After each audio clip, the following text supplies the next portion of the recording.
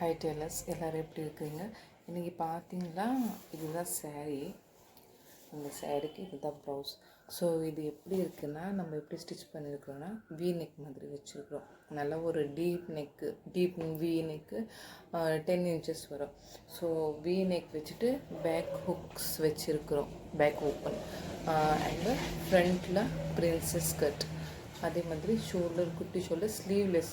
இது என்ன பண்ணியிருக்குன்னா, நல்லா இது உள்ளே ஒரு 1/2 inch அந்த மாதிரி கிளாத் வச்சுட்டு மடித்து ஹெம்மிங் பண்ணியிருக்கேன். ஸோ பார்த்திங்கன்னா சிம்பிளாக நீட்டாக அழகாக இருக்கும். இதுக்கு நாட்டு இதே மாதிரி பேக் சைடில் நாட் வந்துடும். உங்களுக்கு நாட் பார்த்திங்கன்னா இந்த மாதிரி இருக்குது. ஓகேவா? ஸோ எப்படி இருக்குன்னு சொல்லுங்கள்.